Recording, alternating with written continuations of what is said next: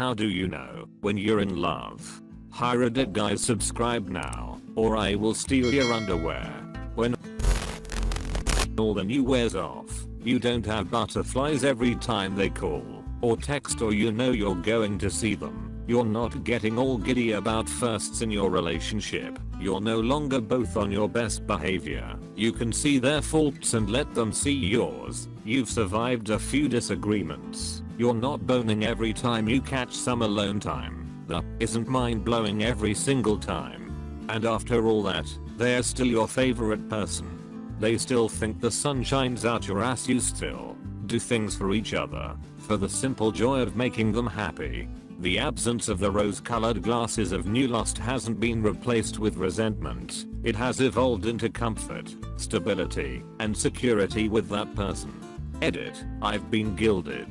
Thanks. This is one of the more realistic responses. Thanks exactly. I don't lose my mind like a puppy to hang out with her, but if I don't have a conversation or have her next to me at night, I get seriously bummed out. She's my bestie, even if she can occasionally be a vicious harridan. Edited. I'm going on 5 years with my girl and we just haven't let the newness fade away. She's the one for sure, but it still feels like we just started dating. Both of us are 30 and definitely have had a lot of past relationships, but this one is different. I finally believe in true love. Thought it was a crock of before. You just have no idea when it will hit. You probably just annoyed. You would use a word like harridan in casual conversation. I'd say after 7 years with my, so it's like that. They're your favorite person / thing to be around. She's what I always go back to when I need to talk, chill, be angry, be excited. She's the first person I call / text if anything happens. Her well-being is of interest to me, and I'm invested in them. Although not everything is perfect in any relationship, just as long as you can come back to the person and know things are better there than anywhere else is a real comfort. Short-term love is great, but long-term love has me excited for the future because I get to share it with someone I love. When you look them in the eyes and think, this is someone I could really see our kids spending every other weekend with. Dunno, but I'll tell you about when I took my girlfriend out to eat for her birthday. It was a fondue place, and I felt super out of my element. She loved every second of it. I hated the food. She loved it. I hated the drinks. She loved it. I hated the atmosphere. She loved it. But I loved every second of the evening because she did. I got such great joy from her experiencing her time that I had a great time too. I truly love this woman, and me being happy because she was happy showed me I didn't even realize it was possible to hate fondue. Yeah, WTF, are you human op? No, look at his username. Op is Shrek. Shrek? Having a bog. A damn bog. This is a creature that fought and bled for the kingdom. At least have the heart to call it a proper swamp. Bogs are for bugs. Swamps are for ogres. Get it right, boyo. When you start to ask questions like how do you know when you're in love? Dead giveaway. If you dream of her voice in your ear and you ache, if she waits in your thoughts from the moment you wake, if she weighs on your mind and she beats in your heart, if you picture her face from the second you part, if she teases a stir from your stomach below, if you see her and feel it inside you and know if it's quick to appear and it's slow to abate, if it's all the above, then it's love, or it's hate. If she farts in the bed, pulls the sheets over your head, that's summary. If it's all the above, then it's love, or it's hate. Truer words were never spoken. Yup means you're trying to dissect your feelings and understand why you're in love before admitting you are. I did the same thing. Spend weeks asking everyone how you know what love is. Only answer I got was baby don't hurt me, until it finally dawned on me I was in love, that's it. Oh, you found out the had a way. Best damn comment I read all day. I asked my dad this when I was dating my first girlfriend. She turned out to be a bitch who jerked me around for months on end. but the advice stayed relevant. You know you are in love when you can no longer imagine living your life without this person, and the idea of spending the rest of tea with them is inviting, not terrifying. My husband proposed to me after realizing that being with me was more important to him than anything else. He had a conversation with a friend who was concerned about his partner taking a job across the country, and my husband realized that in that situation he wouldn't even have to think about it. If I moved, he'd move with me. He'd quit his job in an instant to be with me, and he looked at the friend and said, "I'm going to marry my girlfriend." Probably not what our friend needed to hear at the time, but it worked out well for us. This is how I feel. Your dad is a smart man. A lot of these seem very in the moment and a feeling of that, but love is the nature of compatibility. Just as much as how you feel in the moment it should be something that involves long-term thinking and certainty. There is more to it than just how you feel in that moment.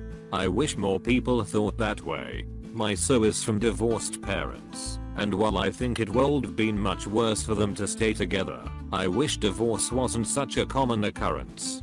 I feel like if more people looked down the road at long-term compatibility instead of just being in love, we'd have a lot more long-term, happier married couples. People tend to get duped by the whole happily ever after soulmate thing. There aren't many Disney movies about couples discussing their values or life goals, or going pre-marriage counseling. It's sad how many people just think that love conquers all.